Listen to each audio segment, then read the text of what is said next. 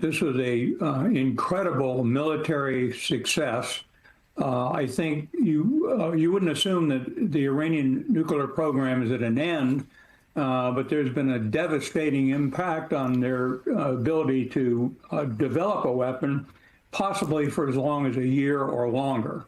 They did achieve total surprise. A lot of that may also have entailed striking these facilities when there were hundreds of nuclear technicians at work trying to dismantle and hide fissile material or technology. So it was remarkable. Obviously, the big question is, can this lead to a negotiated outcome? Can the Iranians not attack U.S. forces in the region, precipitating a wider war? And then finally, is there some way to get the International Atomic Energy Agency back on the ground? That's the only way you can actually prevent the Iranians from starting up their production process again. Robert, can you answer the general's first question there as to if there is a possibility for a negotiated diplomatic response, and if so, what are their options? The set of very good questions. But at this point, I think it's extremely difficult to imagine Iran coming back to the negotiating table. First, I'm not sure what they'd be negotiating. I mean, they have lost the bulk of their nuclear program, and that was their leverage in the negotiations. And they also feel deeply, deeply betrayed, rightly or wrongly, because maybe they should never have trusted him, by President Trump, given what they thought was several indications that he was prepared to try the path of diplomacy and then this strike. So I think for now, the best we could hope for is that Iran will simply stay quiet and wait for better days. I don't think that they're going to be coming to the table anytime soon, certainly to negotiate with the United States. And Robert, Vice President Vance today asserting we're not at war with Iran, we're at war with Iran's nuclear program. I'm curious how you see this framing, and will it be a distinction that matters in the eyes of Iran? I mean, it's a nice formulation, but no, it doesn't make any sense. I mean, I think always the best way to think of these situations is to put yourself in the other person's shoes and to imagine how we would react. I don't think that if any country were to attack our nuclear other installations, we'd be prepared to say, well, they're not at war with us, but with the assets that they targeted. No, certainly Iran doesn't view it that way. Not clear that they have many good response options, but certainly, as one of your correspondents said earlier, they have a long memory, and I think this movie has just begun. Javid, I'd like to get your insights, having worked with the Trump administration. Your reaction, sir, to who was informed about these strikes before it happened, because the majority of Congress seemingly was left in the dark, with the exception of 4 Republicans. Does any of that seem unusual to you? Hi, Alex. Doesn't seem that unusual. And as General Kane said today, and Secretary Hegseth, this was a very compartmented operation that did not have a lot of people in Washington read into it until very, very late in the game, or perhaps when the strikes were underway or the planes were returning. And that happens from time to time in national security. And that generally tends to be the right thing to do, because you want to protect the operation. Now, on the back end, it sounds like there was some type of political divide in terms of reporting, but I also have to think that through the NSC process and working with the lawyers there and the White House lawyers, that they came up with a legal justification where this didn't require any other type of congressional approval or authorization, and therefore the president, operating under his Article 2 powers as commander-in-chief, could go forward and do this. And then on the back end, to satisfy War Powers Act requirements, notification requirements, that's what it sounds like. That happened in the aftermath of the attack. Gabe, it is unclear if National Intelligence Director Tulsi Gabbard was present in the Situation Room, and that's based on the photos that we've seen. What do we know about how she was involved in the decision to strike Iran?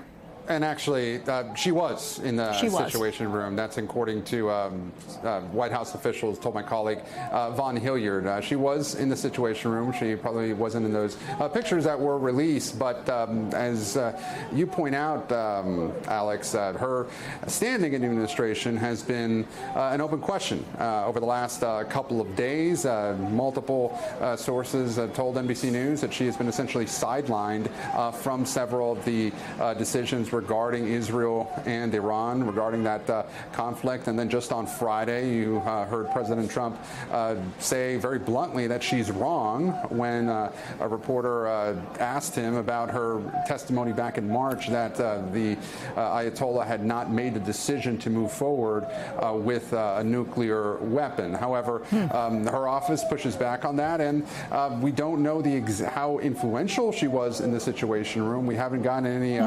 confirmation of that, but we do know she was there along with other top White House officials and administration officials. Let me ask you, General McCaffrey, how concerned you are the vulnerability of U.S. troops in the region. How do you assess that? Well, we ought to remind ourselves those 40,000 troops, the significant naval presence, 2 carrier battle groups, a third one notified to join them. A lot of U.S. air power has moved into both Saudi Arabia, the Gulf Coast states, Italy, and the U.K. They are there to put Iran at risk. They're not hostages. So they're an asset that hopefully will leverage in an attempt to get some kind of negotiation going. I agree, it's unlikely in the short run that the Iranians are going to come back to the table. But in the longer term, perhaps 3 or 4 months, they almost have no option. They're isolated. Russians won't help them. They have no allies. The Sunni Arab nations, to a large extent, are delighted that we are knocking back their nuclear program. So we'll just have to see. But I think the next 72 hours will be perilous for the Iranians and us. General, I know you have to take off. I want to thank you for your time, sir. The rest of you stay. And my question next to you, Gabe, we heard some noise behind you there. Are there demonstrations there in Lafayette Park behind you between where you are in that post and the White House? Hard to make out here, Alex, but yes, there is a few demonstrators. Hard to get a real feel for how many there are. We see those live pictures potentially out there, so hard to tell really there on the ground. And from my vantage point, perhaps a few dozen, perhaps, but certainly this is something that we expect, that there would be people upset with this, with what the administration is doing, getting the U.S. potentially into this conflict. And again, we see those live pictures right outside the White House. From where I'm standing, I can hear them very, very muffled in the distance with a loudspeaker, trying to make their voices heard outside of the West Wing. But certainly it just seems like a small demonstration at this point right outside the White House. Well, I've got to say, I could hear him here in the studio at 30 Rock, so we heard him loud and clear. Let me ask you, Javid. We have really good microphones, apparently. Yes, you do. Javid, the 2-week time frame, was that a ruse by President Trump to lull Iran into some sort of a sense that it had time for diplomatic measures?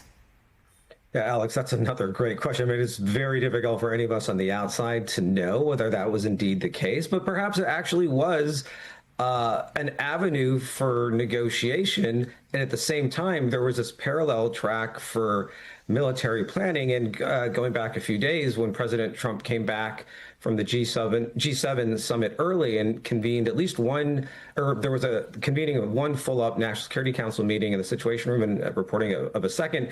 That's perhaps where they landed on the military option that was, or one of the military options presented to President Trump with this particular set of strikes. And it didn't mean that it derailed the potential for negotiations either. And that shows, if that is truly the case, what happened, that shows how flexible the national security process can operate. But again, that's speculation on my part. I can't confirm or deny whether that actually happened. So, can I ask you, Robert, to speculate on how you believe Iran is looking at this and what you think their next moves will be?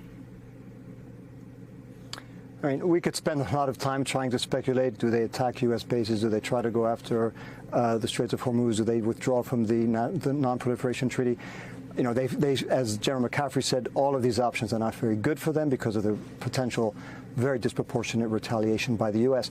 But just to take a minute here or a few seconds to think about this, we should not even be in a position where we're asking ourselves what might Iran do in order to retaliate, because there was another way to achieve the goal that Vice President Vance said just a few hours ago. He said we are now in a position where Iran has a far longer road to acquire a nuclear weapon than it did only 24 hours ago. There was another way to achieve that objective, to achieve that goal, and that was through diplomacy, through negotiations. We know that from the experience of 2015. So yes, it is possible that Iran will react. It's possible they won't react. But the fact that we're in this uncertainty and wondering about what the perils ahead in the days, weeks, months, perhaps years to come, that I think is an indictment of the path that was chosen as opposed to the path that had been chosen in the past and that President Trump and his special envoy appeared to be committed to only a few weeks ago. Robert, I'm going to ask you another question. This is a kind of a coulda, woulda, shoulda, given the fact that you were the lead negotiator for the 2015 deal that was made, from which President Trump exited the United States. Had that deal been in place all of these years, how likely is it we would be in the position we are today?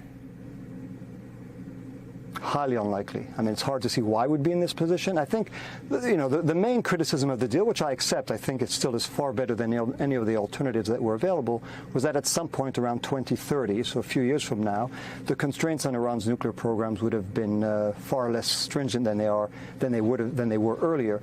So the question was whether a successor to President Obama could have negotiated with Iran a follow-on agreement. But today, if Iran were still in the agreement, we were still in the agreement, Iran would be far, far, far further away from possibly acquiring a nuclear bomb than they were a week ago, 2 weeks ago, at the time when President Trump rang the alarm bell. So if we had respected that deal, there was every indication, because Iran had respected it until then, that they would continue because they wanted the benefits of the sanctions relief. I think we'd be in a different world. As you say, that's water under the bridge. I wish it weren't the case. But I think it does inform our future approaches, not just to this crisis, but to other crises when there's the path of diplomacy versus the path of sanctions, pressure, coercion, and military strikes. We should give a little more time to the first one, diplomacy, before we give it up.